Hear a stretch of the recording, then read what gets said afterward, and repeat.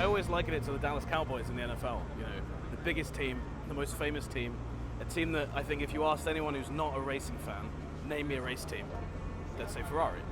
It hurts any team when you don't win. It hurts McLaren, it hurts Williams. If a Ferrari, you know, Enzo Ferrari is so synonymous with Formula One. Not winning is, I think, a lot more embarrassing. There are certain brands and sports that face a different level of pressure. The history and pedigree of the New York Yankees, the swagger and aura of the Dallas Cowboys, the passionate devotion of Leafs Nation. In the world of motorsports, that brand is Ferrari. But like those other legacy franchises, Ferrari is in the midst of a drought. 15 years since their last constructor's title. Charles Leclerc into the barriers at turn 8. I am stupid. That is pure heartbreak. And there is Charles Leclerc, last year's race winner, going off at turn 3. It's the most unfair penalty I've seen in my life. How much work is there to do if you're going to get back in this title fight? A lot, really a lot. Ferrari's whole existence is based on being better than the rest, of being different. You know, they don't really bother about making road cars like some of these other brands in here do. There was a big thing, obviously, when they started being beaten by Red Bull. That was an energy drinks company beating Enzo Ferrari's team. What makes Ferrari's title drought so perplexing is that it's not about resources. As the only team to compete in Formula One since 1950, Ferrari receives a special heritage bonus each year, which is rumored to be equaling about 2.5% of all prize money. So if the problem isn't resources, then what is it? Ask those who watch them closely.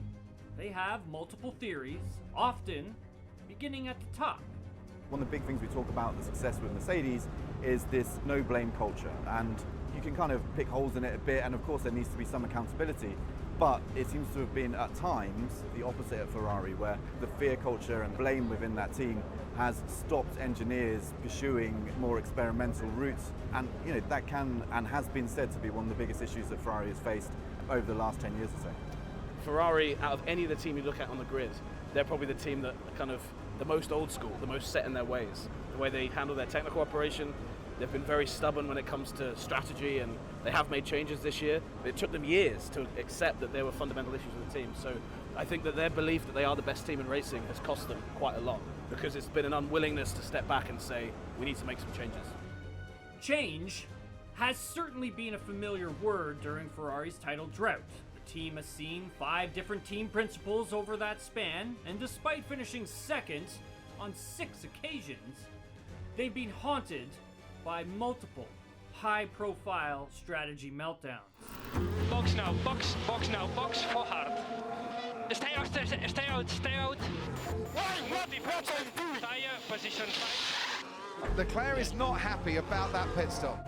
I think the real shame for Ferrari was that they had a golden opportunity at the start of 2022, and even with the relative development of the two cars, the Red Bull and the Ferrari, there was a championship challenge there to be had. But then they had operational issues. They had issues with strategy, there were driver mistakes as well, and there just seemed to be a lack of perhaps maybe the leadership that was needed. Ironically, one of the most magical strengths Ferrari has may also be contributing to their issues. While no fan base is as passionate as the Tifosi, some observers believe being headquartered at Maranello may just be posing a geographical problem. They are one of 2 teams based in Italy and the only real big team based in Italy. Meanwhile, a lot of their rivals are based in the UK. Moving to Italy is quite an upheaval, so they maybe don't quite get that movement of staff around that maybe some of the other UK-based teams benefit from. But you know, Ferrari have in the past succeeded despite that. Whether it's geography, unstable management, or flawed strategy, the good news for Ferrari is they remain as popular as ever. And in part 2 of our series, we'll look to the future.